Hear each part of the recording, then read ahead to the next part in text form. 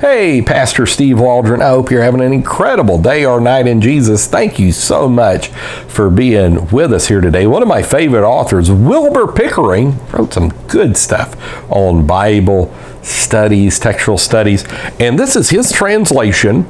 He's a missionary in Brazil. He's been with Wycliffe Bible Translators, or was, beginning in like 1958. I think he's in his 80s, or if he's not past. Anyhow, the sovereign creator has spoken. The sovereign creator has spoken. This is his translation of about 15 to 16% of all the Greek manuscripts. It's known as family F35. It's a subset in the Byzantine tradition that he feels very strongly is the original autographs. Now, I would disagree with him some. And I think I've already shared why, maybe a couple times, in that he's looking just at manuscripts. I know he does because he's done it. He does look at early church writings like Burgon did, maybe some other versions, but he's got some very good arguments. Like he traces F35 all the way back to the 2nd century. Codex Washingtonius, which most people say is 6th century, he makes a great argument. I may do a separate video on this, that Washingtonius is actually from before 200 AD, because where Washingtonius, the freer manuscript is also called, was found, it was abandoned by 200 AD. So why would you date it at 6th century, the 500s? It's in Washington, D.C. It's also got some good stuff on P66, being very early and also having Byzantine readings. But so he has from the 2nd century onward, and also the copying of F35 was even more meticulous than normal in the Byzantine scriptoriums, which is the overwhelming mass of Greek manuscripts that we have is Byzantine scriptorium manuscripts. And so the care they took with F35 was far greater than the care they took with other Byzantine, which was incredible, by the way. But it was even more. It's like a letter every couple pages they may have missed or something. Just unbelievable. This is the days before the printing press, And so also that F35 manuscripts are found from all deep into Egypt and maybe Saudi Arabia, all the way across the Mediterranean. So it's found all over the place as well. It wasn't just like in one monastery, people copying it all these years. So you've got real good reasons for believing that.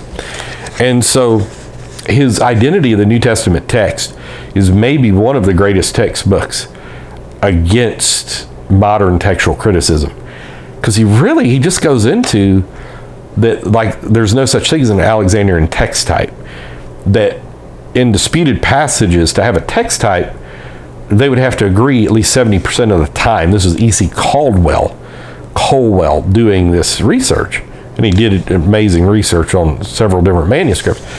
And he said that there's only 2 manuscripts in the whole Alexandrian so-called thing that does this, and that's Vaticanus and P75, which I got a video on here that P75, there's a good chance it's a forgery anyhow. There's a good chance Vaticanus is a forgery too. So let's just start reading in Matthew. So, a genealogy of Jesus Christ, son of David, son of Abraham. Abraham begat, and he spells begot, G-O-T. Isaac, then Isaac begot Jacob, then Jacob begot Judah and his brethren. Now, we're going to go to like Matthew 28:19. We're going to look at some of the more popular, famous passages, see what they have to say about this. And so 28:19, as you go, make disciples in all ethnic nations, baptizing them into the name of the Father and of the Son and of the Holy Spirit, teaching them to obey everything that I commanded you, and take note, I am with you every day until the end of the age. Now, this is his translation. He's also got a Greek text of F35, which is very easy to discern, as it is with all the Byzantine manuscripts, really, because they're so alike. People say, well, there's no 2 Greek manuscripts identical on earth.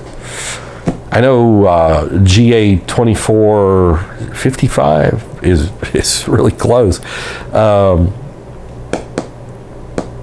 As a matter of fact, he would say of 22 of the 27 New Testament books, he's got a perfect Greek exemplar. And so let's go to verse 9 of Mark 16. Having risen early on the first day of the week, Jesus appeared first to Mary Magdalene, out of whom he cast 7 demons. Now, he does have textual notes in here as well. Let's go to John 3:5, see how he translates that. So this is more about this translation than F-35, even though I've been talking a lot about F-35 here. John 3:5. We may head back to John 1:1 also. But those of you that collect English Bible translations, which there may be several of you, that this would be definitely one to get, obviously, even though he's a missionary to Brazil. Okay, so Jesus answered, most assuredly I say to you, unless someone is begotten by water and spirit, he is not able to enter the kingdom of God. That which is begotten of the flesh is flesh, and that which has been begotten of the spirit is spirit. Let's see what he does with John 1:1 and thereabouts. John 1:1. In the beginning, the Word already existed, and the Word was with God, and the Word was God. He himself existed in the beginning with God. All things came to be by him.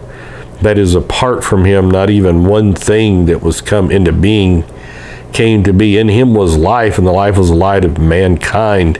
Now the light shines in the darkness, and the darkness has not overcome it.